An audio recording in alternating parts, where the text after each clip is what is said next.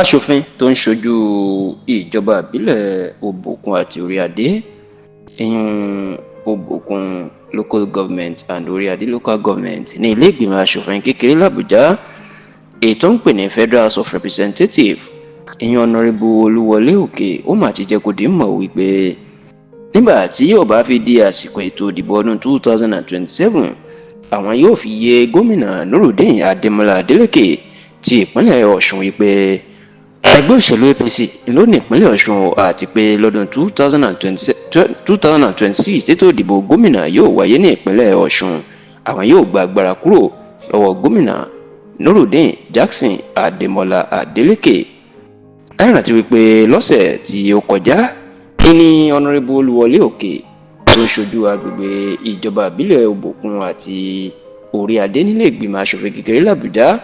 ló kéde wípé òun kò ṣe ẹgbẹ́ òṣèlú PDP tó ti wà lọ́pọ̀ ọdún sẹ́yìn tó sì darapọ̀ mọ́ ẹgbẹ́ òṣèlú All Progressives Congress bó tilẹ̀ jẹ́ wípé ọ̀rọ̀ náà ó di ariwo ńlá tí àwọn ẹgbẹ́ òṣèlú APC àti PDP tó ń bára wọn jà lórí ẹ̀ gidigidi ṣùgbọ́n níṣe ni ọ̀nàrẹ́bù Olúwọlé Òkè ó ti jẹ́ kó di mọ̀ ọ́ wípé késekése ẹgbẹ́ òṣèlú PDP sì rí ó ní kàsàkàsà bàbá késekése sì ń bọ̀ ó ní ṣèbí wọ́n ń bú òun wọ́n ń jẹnu kiri wípé òun kò lẹ́sẹ̀ nílẹ̀ àti wípé òun kò ní àwọn èrò lẹ́yìn ní inú ẹgbẹ́ òṣèlú PDP tẹ́lẹ̀ kó máa kóranù lọ sínú ẹgbẹ́ òṣèlú APC. ọ̀nàrẹ́bù Olúwọlé Òkè jẹ́ kó di mọ̀ pé nígbà tí ètò ìdìbò ọdún 2027 yóò bá fi dé 2026 ọdún tó ń bọ̀ yóò bá fi dé ìyún ètò ìdìbò gómìnà ìpínlẹ̀ Ọ̀ṣun ó ní báwọn ló nílùú ni bóun lòun nílùú ni àwọn yóò mọ̀. ṣá o nínú ọ̀sẹ̀ yìí ẹni ọ̀nàrẹ́bù Olúwọlé Òkè ló tún lọ kéde wípé kọ́ lè mọ̀ wípé òun kò kéré nínú ayé nínú òṣèlú ó ní gbogbo àwọn olóṣèlú olóyè inú ẹgbẹ́ òṣèlú People's Democratic Party tí wọ́n wà ní ìlú Ẹ̀sà Òkè ìyún ní ìjọba ìbílẹ̀ Òbòkun ó ní gbogbo wọn ni wọ́n ti kéde nínú ọ̀sẹ̀ tá a wà yìí pé àwọn náà ṣẹgbẹ́ òṣèlú PDP mọ́ àwọn ń tẹ̀lé aṣíwájú àwọn èèyàn ohun tó ń jẹ́ aṣíwájú wọn lọ sínú ẹgbẹ́ òṣèlú APC.